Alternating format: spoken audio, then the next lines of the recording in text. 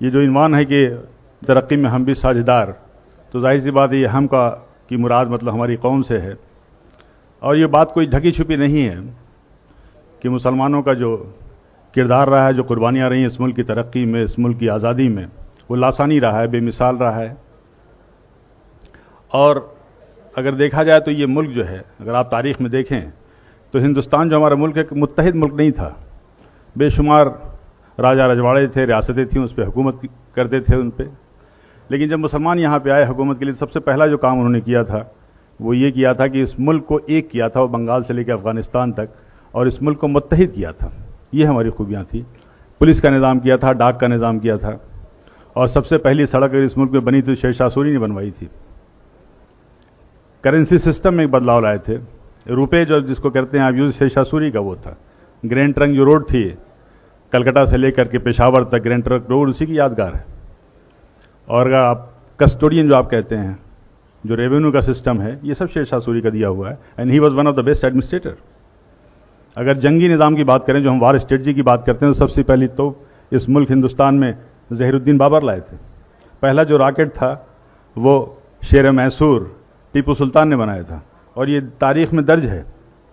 بلکہ جو ولیم کانگریو تھا جو کہ ایکسپرٹ تھا اس کا، وہ اپنی کتاب میں لکھتا ہے یہ کہ ان کی شہادت کے بعد 1799 میں جب شہید ہوئے شیر میسور ٹیپو سلطان، تو اس کو انہوں نے 1801 میں ضبط کر کے وہ انگلینڈ لے گئے، اور 1801 سے لے کر کے 1805 تک اس پہ وہ تحقیق کرتے رہے، ریسرچ کرتے رہے، سمجھ نہیں پائے کہ اس کا سسٹم کیا ہے، اس کی ڈیزائن کیا ہے۔ تو انہوں نے ایک کتاب وہاں سے بھیجی تھی، اور اس کتاب کا نام تھا فتح المجاہدین، اور وہ کتاب آج بھی پیرس کی میوزیم میں رکھی ہوئی ہے۔ اور اس کتاب کو لکھنے والے ٹیپو سلطان تھے، جس میں ڈیٹیل ڈسکرپشن تھا کہ یہ جو راکٹ ہے اس کو کیسے استعمال کیا جائے۔ تو یہ وہ پہلی میزائل تھی، آپ گوگل میں سرچ کیجئے، وہ جو پہلی میزائل تھی میسورین میزائل ٹیپو سلطان نے بنایا تھا۔ اور آج جو آپ میزائل دیکھ رہے ہیں، اگنی میزائل، پرتھوی میزائل، اس کے بھی بانی اے پی جے عبد الکلام ہیں، جن کو آپ میزائل مین کہتے ہیں، اور جن کو فادر آف میزائل کہتے ہیں۔ دوستوں، یہ تو دراصل بات تھی ایک سفر کی جو شروعات ہوتی ہے وہاں سے، لیکن بات ہو رہی تھی انگریزی حکومت کی، بغاوت کی، جنگ آزادی کی۔ تو پہلی جو بغاوت تھی وہ 1773 میں ہوئی تھی، اور اس کا نام جو تھا، شاید آپ میں سے زیادہ تر لوگوں کو معلوم ہوگا، فقیر اینڈ سنیاسی ریبیلین نام سے نام تھا۔ یعنی بنکم چندر چٹرجی نے اپنی آنند مٹھ کی کتاب میں صاف صاف لکھا ہے کہ اس زمانے میں جو فقیر و صوفی ہوا کرتے تھے، جو سادھو اور سنیاسی ہوا کرتے تھے، وہ ایک ساتھ جاتے تھے، جھنڈ کا جھنڈ جاتے تھے، اور انگریزوں کے گودام میں وہ لوٹتے تھے، اور اس قحط کے دوران وہ جو اناج لاتے تھے وہاں سے، وہ ہندو مسلمانوں میں تقسیم کیا کرتے تھے۔ اور یہ سلسلہ تقریباً 50 سال تک چلا، اس کا پورا تاریخ میں ڈسکرپشن ہے۔ پہلی جو جنگ آزادی تھی وہ 1857 کی تھی، اور جس فتویٰ ورڈ ہم کہتے ہیں، جنگ آزادی کے سب سے پہلا فتویٰ فضل حق خیر آبادی نے دیا تھا۔ علامہ فضل حق خیر آبادی نے یہ فتویٰ دیا تھا جنگ آزادی میں انگریزوں کے خلاف مہم کا، اور اس فتوے کا یہ اثر تھا کہ دلہی جیسی راجدھانی کو ہم نے فتح کیا تھا۔ لیکن اس کے بعد سے یہ تاریخ میں لکھا ہوا ہے کہ لیفٹیننٹ جنرل ہڈسن لکھتے ہیں کہ جب ہم نے دوبارہ بڑی محنت و مشقت سے دلی کو فتح کیا، تو اس وقت انگلینڈ سے ایک خط آیا تھا، ایک ٹیلی گرام آیا تھا، اس میں صاف صاف لکھا ہوا تھا کہ دیکھو یہ جنگ آزادی جو ہے 1857 کی، یہ جنگ آزادی دراصل علماء کرام کی جنگ آزادی ہے۔ اور ان علماء کرام کے لیے بڑے فخر سے وہ لکھتا ہے کہ ہم نے نہ جانے سینکڑوں علماء کرام کو بغیر کسی مقدمہ چلائے ہوئے پھانسی دے دیا۔ اور یہ کوٹیڈ ہے تاریخ کے فگر سے میں بتا رہا ہوں کہ اس زمانے میں جن 51,200 لوگوں کو پھانسی دی گئی تھی، اس میں سے تقریباً 27,000 سے زیادہ علماء کرام تھے جن کو پھانسی دی گئی تھی۔ گروور اینڈ گروور کی ہسٹری کی کتاب ہے، اس کا ایک چھوٹا سا قصہ بیان کر دوں میں آپ سے۔ اس میں لکھتے ہیں کہ جب شہید بھگت سنگھ کو عدالت میں پیش کیا گیا، تو اس بھری عدالت میں ایک انگریز نے ان سے سوال کیا کہ 800 سال تک مغلوں نے حکومت کی، تب تو آپ نے بم نہیں پھینکا، اور ہم نے صرف 150 سال سے حکومت کی اور آپ نے سینٹرل لیجسلیٹو اسمبلی میں بم پھینک دیا۔ اس کا بہت اچھا جواب بھگت سنگھ نے دیا تھا کہ دیکھیے، مغلوں نے جو ہم پر راج کیا ہے وہ ہمارے دلوں پہ راج کیا ہے، اور انہوں نے اس ملک کو سونے کی چڑیا بنا دیا ہے، اور اس سونے کی چڑیا کی چمک سے آپ 7 سمندر دور سے یہاں تک آئے ہیں، اور یہاں پہ آنے کے بعد اگر آپ کی حکومت کو اگر ایک لفظ میں، ایک لائن میں کہا جائے تو وہ یہ ہے کہ آپ کی حکومت ایک اسپنج کی طرح ہے جو گنگا کے کنارے ہیرے اور جواہرات کو چوس کر کے انگلینڈ میں جا کر کے टेम्स नदी के किनारे निचोड़ती है और वो इंग्लैंड माला माल हो जाता है, और उस दौलत के माला माल होने के बाद उससे आप अपनी तरक्की करते हैं। मुग़लों ने, पठानों ने यहाँ नहीं किया, इन्होंने यहाँ की चीज़ों को यहीं पे खर्च किया, यहीं पे इमारत बनवाई और यहीं की धूल में अपने आप को मिटा दिया। ये था भगत सिंह का जवाब। और आखिर में भगत सिंह ने मुस्कुराते हुए कहा कि मैंने जो बम फेंका है इसमें न छुरी थी न केमिकल था, हमारा मकसद आपको मारना नहीं था। तो जज ने कहा फिर बम क्यों फेंका? तो उन्होंने कहा कि बहरों को सुनाने के लिए धमाके की ज़रूरत होती है, इसलिए हमने बम फेंका। ये थे शहीद भगत सिंह। हजरात, यहाँ तक कि वीर सावरकर की किताबों में भी लिखा है। वीर सावरकर ने अपनी किताब में जॉन मैकलसन का हवाला देते हुए कहा था कि 1857 की जंग आज़ादी में अगर सबसे ज़्यादा किसी का नुकसान हुआ तो मुग़ल की जो आखिरी रोशनी थी, आखिरी बादशाह थे बहादुर शाह ज़फ़र का हुआ। और उन्होंने उसका जॉन मैकलसन का हवाला देते हुए लिखा है कि एक बार उनको नाश्ते पे जब उनसे इसरार किया गया तो बहादुर शाह ज़फ़र ने कहा था कि मुझे ख्वाहिश नहीं है। उसके बाद से वो लिखता है कि हम लोगों ने उनकी आँख में जहरीले ऑइंटमेंट लगाना शुरू कर दिए ताकि उनकी बीनाई चली जाए। और उन्हें इस बात का इल्म था कि इस्लामी कानून में, इस्लामी शरीयत में कोई नाबीना अंधा शख्स कहीं का हुक्मरान नहीं हो सकता। और फिर वो दिन भी आया जब उनसे उनकी मर्जी के खिलाफ नाश्ते में उनके प्लेट पे लाल मखमल से ढके हुए 3 सर लाए गए थे, जिनमें 2 सर उनके बेटों के थे और 1 सर उनके पोते का था। ये थी कुर्बानियाँ। क्या इस जुल्म सितम के बाद भी मुसलमानों के लिए कहना पड़ेगा कि जंग आज़ादी में शरीक थे या नहीं? क्या अब भी इस उन्वान की ज़रूरत है? अब भी इस प्रोग्राम की ज़रूरत है?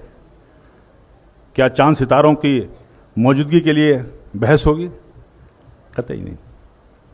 और ये वहीं तक का किस्सा नहीं है, बल्कि आप अपने पड़ोस में जाएं, अगर आप हिस्ट्री ऑफ यूपी देखें तो इसमें हिस्ट्री ऑफ अयोध्या भी शामिल है उस गज़ट में।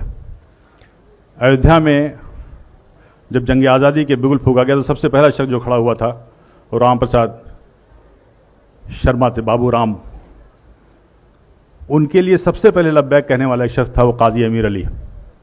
तो बाबू राम शरण दास और काजी अमीर अली ने एक साथ जंग लड़ी थी और एक साथ अंग्रेज़ों से मुकाबला किया था। और अंग्रेज़ों ने यह अहद किया था कि अगर हम इनको पकड़ लेते हैं, अरेस्ट कर लेते हैं, तो एक ऐसी सज़ा देंगे कि आने वाली नस्लें याद रखेंगी। और बाबू राम शरण दास और मौलवी अमीर अली को जो फांसी दी गई थी उसमें फंदा एक था और गर्दनें 2 थीं। बाबू राम शरण दास की थी और मौलवी अमीर अली की थी। यह अयोध्या मिसाल था कौमी एकजहती का, जो आज तनाज़ा का मौजू बन गया है। बहुत तअज्जुब की बात है हज़रात। ये हमारी कुर्बानियाँ ये वहाँ तक महदूद नहीं हैं कि हमने सिर्फ आज़ादी दिलाने में इतने उलमाओं का फांसी हुई, लोगों ने अपनी कुर्बानियाँ दी, बल्कि आज़ादी के बाद भी हमारी कुर्बानियाँ जारी रहीं, हमारे मुल्क की खिदमत जारी रहीं। और एक जब आज़ादी के बाद पहली बार पाकिस्तान ने यहाँ पे हमला किया, पाकिस्तान से जंग हुई कुछ ही महीनों के बाद, तो एक नाम, एक हस्ती, एक शख्सियत और एक शहादत जो बहुत मशहूर है वो है ब्रिगेडियर मोहम्मद उस्मान। मैं इसलिए नहीं कह रहा हूँ कि मैं उसी खानवादे से हूँ, मेरा उसी ख़ानदान से ताल्लुक़ है, बल्कि मैं इसलिए कह रहा हूँ कि किसी भी आज़ादी के बाद किसी इतने बड़े ओहदे पे किसी शख्स ने मुल्क की सरहद पे शहादत नहीं दी है, उसने अपनी जान नहीं गंवाई। वो आज़मगढ़ के एक छोटे से कस्बे बीवीपुर में खान बहादुर मोहम्मद फ़ारूक के घर में पैदा हुए थे। मदरसे से तालीम हासिल की थी, लेकिन एक शौक़ था फ़ौज में जाने का, इस मुल्क की खिदमत करने का। और उसके बाद से वो रॉयल मिलिट्री एकेडमी, जो उस ज़माने में बहुत ही प्रेस्टिजियस एकेडमी हुआ करती थी, और इस मुल्क से सिर्फ 10 लोगों का सिलेक्शन हुआ था, उसमें वो भी थे। और उस रॉयल मिलिट्री एकेडमी को ज्वाइन करने के बाद उसके बाद से वो सेकेंड वर्ल्ड वार में उन्होंने बर्मा, अफ़गानिस्तान जैसे मुल्कों में गए, और वहाँ जाने के बाद से बड़ी कम उम्र में उनकी तरक्की हुई और ब्रिगेडियर हो गए। लेकिन इस मुल्क की खिदमत, इस मुल्क की हिफाजत उनका आज़म था। और जब आज़ादी के चंद माह बाद पाकिस्तान ने जो हमला किया, और कश्मीर में 2 जगह है, एक नौशेरा, एक झांझर, जो आर्मी की स्ट्रेटजी के हिसाब से बहुत ही अहम जगह हुआ करती है, उसको पाकिस्तान ने 25 दिसंबर 1947 को अपने कब्ज़े में ले लिया था। तब ब्रिगेडियर उस्मान ने कहा था कि जब तक मैं इन हिस्से को, इस चीज़ों को मैं वापस नहीं ले लूँगा, तब तक मैं ज़मीन पर नहीं सोऊंगा। हालांकि उसके पहले पाकिस्तान ने उनको 2 बार ये ऑफ़र दिया था कि ब्रिगेडियर उस्मान तुम पाकिस्तान आ जाओ और हमारे आर्मी के चीफ बन जाओ, और उन्हें पूरी तरीके से ठुकरा दिया था कि मुझे वहाँ नहीं जाना, मुझे अपनी सरजमीन पर रहना है, और वो यहीं पर रहे। और चंद दिनों के बाद आखिर उनकी क़यादत में वो जंग लड़ी गई, और जंग लड़ने के बाद से उन्होंने नौशेरा اور جھانجھر کی وہ سرزمین حاصل کی. اور میں آپ کو بتا دوں یہ کہ ان کی قیادت میں، برگیڈیئر عثمان کی قیادت میں جو کشمیر کا حصہ جیتا گیا تھا، آج بھی اتنا ہی کشمیر ہے اور آج بھی وہی ہمارے ملک کی سرحد ہے. ان کے لیکن 3 جولائی 1948 کو اب وہ اپنے کیمپ میں میٹنگ کر رہے تھے. میٹنگ کرنے کے بعد نکلے، ظاہر سی بات ہے پاکستان کی فوج کے نشانے پہ تھے وہ، اور پاکستان نے ایک 25 پاؤنڈ کا گولہ ان کے اوپر ڈائریکٹ داغا اور وہیں وہ شہید ہو گئے تھے. حالانکہ شہادت کے وقت انہوں نے کہا تھا کہ میں تو جا رہا ہوں لیکن یاد رکھنا کہ اس سرزمین کا ایک بھی ٹکڑا کسی دشمن کے ہاتھ میں نہ جانے پائے. یہ تھے برگیڈیئر عثمان، اور اس کے لیے بعد میں ان کو نوشیرہ کا شیر بھی کہا جاتا تھا اور انہیں بعد میں مہاویر چکر بھی دیا گیا. حضرات، یہ جو قربانیوں کا سلسلہ ہے، چاہے ملک کی ترقی میں ہو یا ملک کی آزادی میں ہو، اس کا اب ظاہر سی بات ہے اس صدیوں کی کہانی کو لمحوں کی زبانی میں کیسے بتاؤں. ایک چیز جو میں ضرور کہنا چاہوں گا وہ یہ ہے کہ تاریخیں صرف پڑھی نہیں جاتی ہیں، تاریخیں لکھی بھی جاتی ہیں. تاریخ ہم جو پڑھتے ہیں وہ ہمارے بابا اجداد کے کارنامے تھے، ان کی قربانیاں تھیں، اس میں ہمارا کوئی دخل نہیں ہے، اس میں ہماری کوئی مداخلت نہیں ہے، ہمارا کوئی اختیار ہے. لیکن آئندہ آنے والے دنوں میں جو ہماری آنے والی نسلیں ہیں جو تاریخیں پڑھیں گی، وہ ہم کیا کر رہے ہیں وہ تاریخیں ہوں گی. جو تاریخیں ہم لکھیں گے وہ ہماری آنے والی نسلیں پڑھیں گی.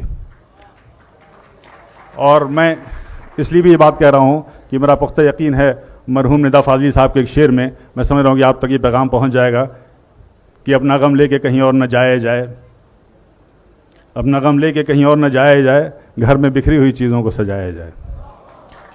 تو میں صرف یہ کہنا چاہتا ہوں کہ ہمیں اپنے گریبان میں دیکھنا ہوگا، ہمیں حالات پہ نظر رکھی ہوگی، ہمیں اپنی ذمہ داریوں کو سمجھنا ہوگا، ہمیں وہ سارے فیصلے لینے چاہیے، وہ قدم اٹھانے چاہیے جس میں اس ملک کا بھلا ہو، اس ملک کا مستقبل ہو، ہماری قوم کی فلاح و بہبود ہو. ورنہ ہمارا عاقبت پہ بھی یقین ہے، قیامت پہ بھی یقین ہے اور آخرت پہ بھی یقین ہے. کہیں ایسا نہ ہو کہ آنے والی نسلیں ہمارے دامن کو پکڑیں قیامت کے روز کہ آپ نے یہ کیا کیا. اور یہ پیغام ہے میرا، یہ میسیج ہے سیاسی رہنماؤں سے، مذہبی رہنماؤں سے. بڑے بڑے ادارے ہیں، بڑی تنظیمیں ہیں، بڑے عالم دین ہیں لوگ، بڑے بڑے دانشور ہیں، کیا کیا فیصلے لیتے ہیں. اس فیصلوں کو لیتے وقت آپ کو دھیان رکھنا ہوگا، آپ کو اس نظر میں رکھنا ہوگا کہ اس ملک کا ایک مستقبل ہے، اس ملک کے حق میں سوچنا ہے، اور صدیوں سے جو ہماری قومیں رہ رہی ہیں جن سے ہمارے رشتے ہیں ان کے حق میں سوچنا ہے، اپنی قوم کے حق میں سوچنا ہے. اور اس بات سے میں اس پیغام کے ساتھ میں اپنی بات ختم کر دوں کہ یہ جبر بھی دیکھا ہے تاریخ کی نظروں نے، یہ جبر بھی دیکھا ہے تاریخ کی نظروں نے، لمحوں نے خطا کی تھی، صدیوں نے سزا پائی.